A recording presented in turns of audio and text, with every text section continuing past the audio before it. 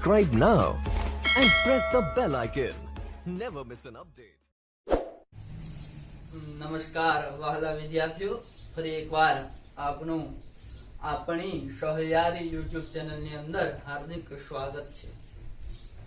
આપણો આજનો નવો ટોપિક ગણિતની અંદર છે સરેરાશ. અલગ અલગ સરેરાશ પૂછી હોય છે. મોટા ભાગે તમને વર્ગ 3 ની પરીક્ષાઓમાં નાના મોટા એકાદ પ્રશ્ન પૂછી લે. તો સરેરાશ માટે નાના મોટા બે સૂત્ર છે, 2 કે 3, એ તમને ખબર હોવા જોઈએ. એકના આધારે બીજું છે કે કોઈ પણ તમને અલગ અલગ કિંમત આપેલી હોય તો એ કિંમતની સરેરાશ કઈ રીતે મેળવવી જોઈએ. સરેરાશની અંદર પેલું વહેલું છે તો કે કોઈ પણ સરેરાશ કઈ રીતે મળે. તમને કોઈ પણ અલગ અલગ સંખ્યાઓ આપેલો એને અવલોકનો કહેવાય. સરેરાશની અંદર શું કહેવાય? અવલોકનો. તો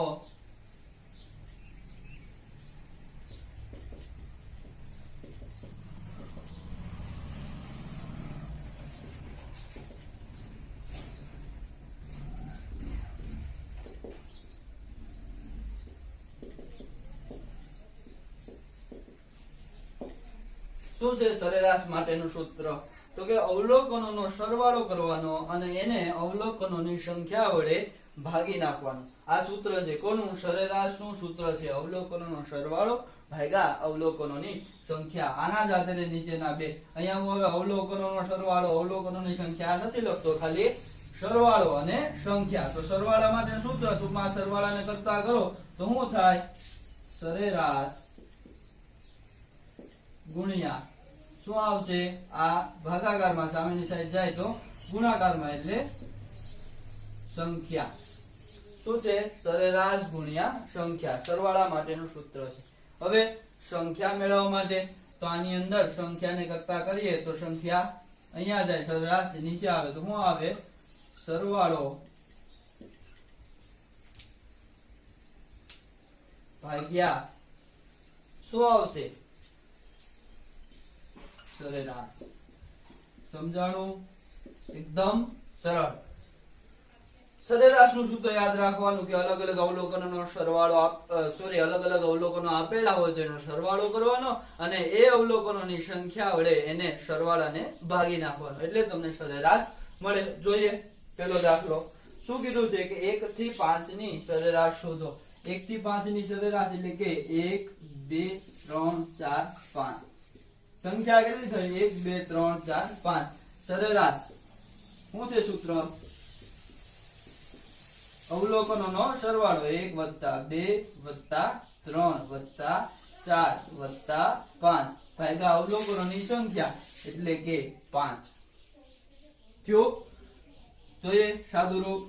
5 ને 4 9 ને 3 12 ને 2 14 ને 1 15 ભાગ્યા 5 બરાબર 3.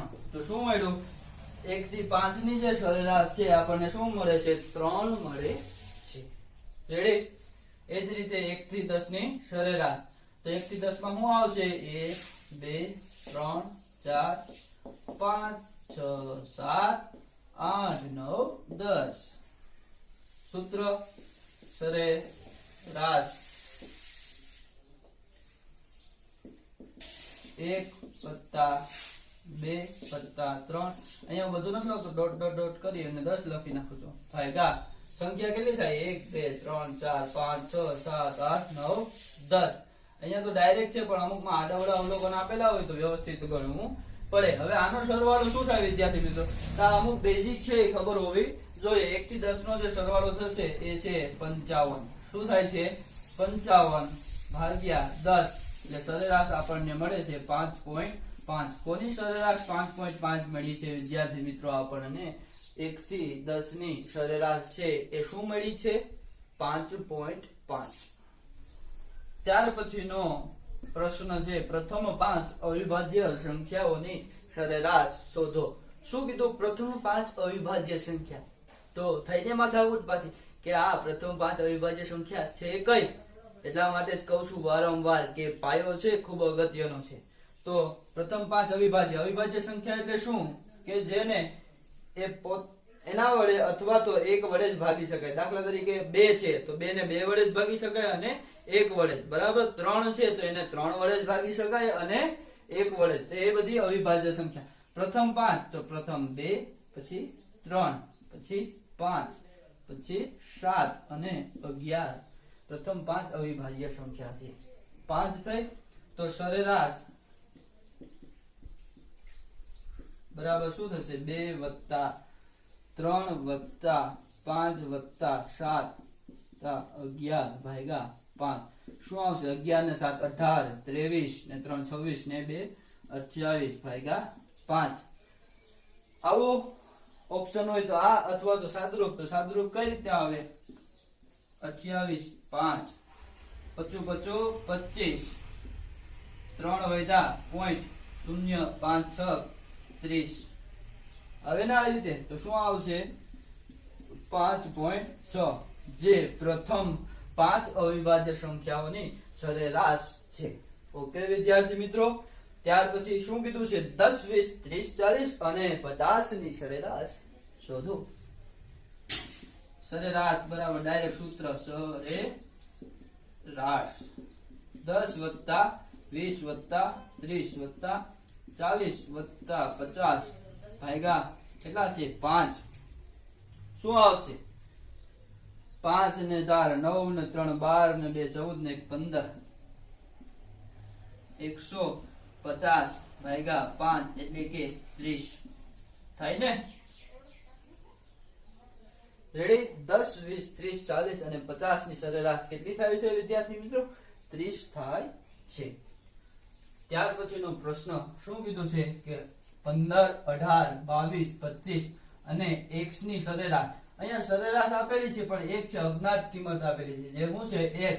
એને આપણે મેળવવાના છે. તો સરેરાશ કેટલી છે? તો કે 20 સીધી છે 20 બરાબર અવલોકનો છે 15 વત્તા 18 વત્તા 22 વત્તા 25 અને એક અજ્ઞાત જે છે x કેટલા છે? 1 2 3 4 5 ભાગ્યા 5. તો 5 છે સામેની સાઈડ જાય ભાગાકાર છે સામેની સાઈડ જાય તો ગુણાકાર. તો 20 50 100 અને 18 ને 22 40 15 ને 25 40 40 વત્તા 40 એટલે કે 80 વત્તા x. અને આમ પણ લખી શકીએ ને 80 વત્તા x બરાબર 100. તો x બરાબર 100 ઓછા 80. શું આવશે હવે? 100 ઓછા 80 એટલે કે 20.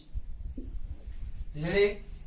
શું મેળવ્યું? x ની કિંમત 20 મળી ગઈ. તો આ રીતે ક્યારેક સરેરાશ તમને આપેલી હોય અને એક જે અવલોકન છે અજ્ઞાત અવલોકન આપેલું હોય તો તમારે આવી રીતે મેળવવાનું રહે છે. જોઈએ ત્યાર પછી એવું જ કંઈક છે. શું છે?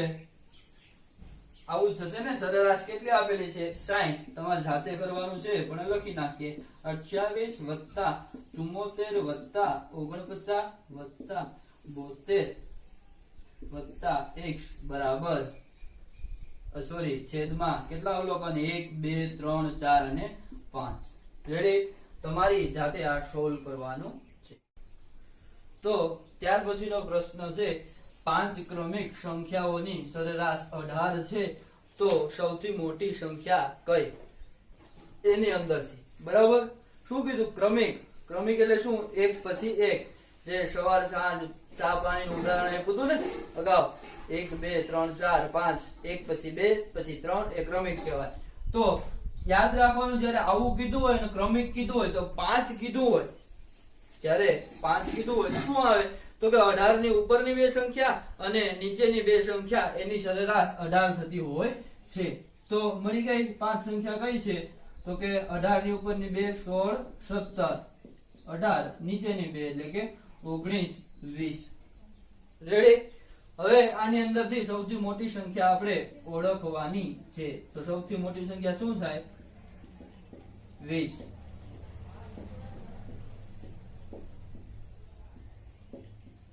રેડી વિદ્યાર્થી મિત્રો.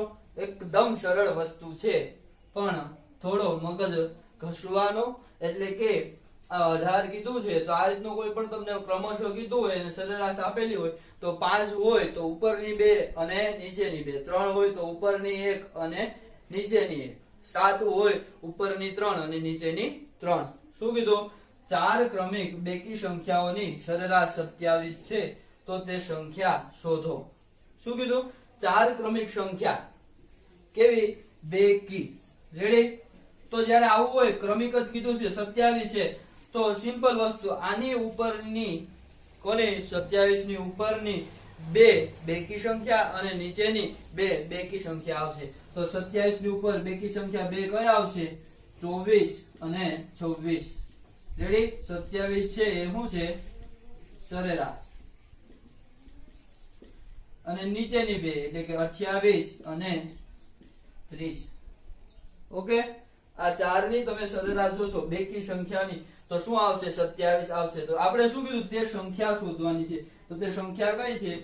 24, 26, 28 અને 30. આ જે માંગેલ પ્રશ્નનો ઉકેલ છે. 4 ક્રમિક એકી સંખ્યા, સોરી અહીંયા શું છે? એકી સંખ્યાની સરેરાશ 24 છે. તો જેમ આમાં હતો એમ આમાં, કે 24 હોય તેની ઉપરની બે એકી સંખ્યા, કારણ કે અહીંયા 24 છે અને અહીંયા શું છે? એકી સંખ્યા, એની બે ઉપરની એકી સંખ્યા અને નીચેની બે. તો શું આવશે? ઉપરની બે 21 અને 23, જ્યાં 24 છે શું છે? બધાની સરેરાશ છે. તો એના નીચેની બે 25 અને 27. એકદમ સરળ. આ સંખ્યાઓ મેળવવાનું આપણને કીધું છે. તો એ સંખ્યા છે 21, 23, 25 અને 27. ઓકે વિદ્યાર્થી મિત્રો, ત્યાર પછી શું કીધું છે? કે 5 ક્રમિક સંખ્યાઓની સરેરાશ 19 છે. તો છેલ્લી બે સંખ્યાઓની સરેરાશ શોધો. 5 ક્રમિક સંખ્યાઓની સરેરાશ કેટલી કીધી છે? 19 છે. શું કીધું? અહીંયા જેમ 18 હતી તો એ પ્રમાણે, તો અહીંયા 5 છે અને 19, તો 19 ની ઉપરની બે કયા આવે? 17, 18, 19. નીચેની બે 20 અને 21. આ 5 સંખ્યા થઈ. છેલ્લી બે સંખ્યા એટલે કે 20 અને 21, આની સરેરાશ મેળવવાની છે. તો શું આવશે? 20 + 21 ભાગ્યા 2, 41 ભાગ્યા 2 એટલે કે 20.5. સમજાણું? એકદમ સરળ. 5 ક્રમિક સંખ્યાઓની સરેરાશ 19 હતી. તો એ સંખ્યાઓ છે 17, 18, 19, 20, 21 અને છેલ્લી બે સંખ્યા છે 20 અને 21, જેની સરેરાશ 20.5 મળે છે. મગજ ઘસી લે એવું કંઈક છે કે પ્રથમ 100 એકી સંખ્યાઓની સરેરાશ શોધો. કેટલી? પ્રથમ 100 એકી એટલે કઈ થશે? તો 1, 3, 5, 7, 100 અને 99 છે એ પ્રથમ 100 એકી સંખ્યા છે. હવે જેમ કેમ અહીંયા કીધું કે 5 કીધી હોય તો વચ્ચેની, એની ઉપર બે અને નીચેની બે. તો આની અંદર એવું કે ટોટલ 100 છે. હવે વચ્ચે ક્યાં આવશે? તો કે 50મું અને 51મી સંખ્યા કઈ છે? તો 50મી સંખ્યા કઈ છે? 99. 51મી સંખ્યા કઈ છે? 101. આ બે ની વચ્ચેની સંખ્યા હોય એ તમારી સરેરાશ થશે. 50મી અને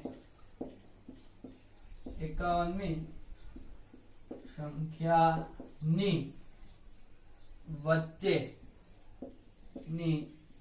કિંમત શું થશે વિદ્યાર્થી મિત્રો? સરેરાશ થશે. સરેરાશ થઈ. બરાબર? શું આવે? 99 ને 101 ની વચ્ચે એક જ આવે, મેં કઈ વિચારવાનું હોય નહીં. તો શું આવશે? પ્રથમ 100 એકી સંખ્યાઓની સરેરાશ 100 છે. ત્યાર પછીનો પ્રશ્ન એકદમ સરળ. 4 ક્રમશઃ એકી સંખ્યાઓની સરેરાશ 40 છે, તો બીજી અને ચોથી સંખ્યાઓનો સરવાળો કેટલો થાય? 4 ક્રમશઃ એકી સંખ્યા, શું આની નીચેની બે ઉપરની બે, તો કઈ આવશે? 37, 39, 40 છે. શું છે? સરેરાશ છે. 41 અને 43. હવે શું કીધું છે? બીજી અને ચોથી સંખ્યાઓનો સરવાળો એટલે 39 + 43 શું આવે? 40 ને 40 80 ને 2 82 રેડી આમાંથી એક આમાં નાખતો એટલે 40 થઈ જાય 42 વધે 40 ને 42 82 તો આ વાત થઈ સરેરાશની આ મોટા ભાગના જે આપણે દાખલા જોયા એ વર્ગ 3 ની પરીક્ષાઓ માટે અત્યંત ઉપયોગી એવા દાખલાઓ આપણે જોયા સરેરાશની અંદર મોટા ભાગે ઇમ્પોર્ટન્ટ ટોપિક છે આપણે કવર કરી લીધા હવે જે મોટા દાખલાઓ જેમ કે વર્ગ 2 ની પરીક્ષાઓમાં છે એ આગળના લેક્ચર એટલે કે આગળ જ્યારે પાછું સરાસરી જોશું સરેરાશ જોશું તેની અંદર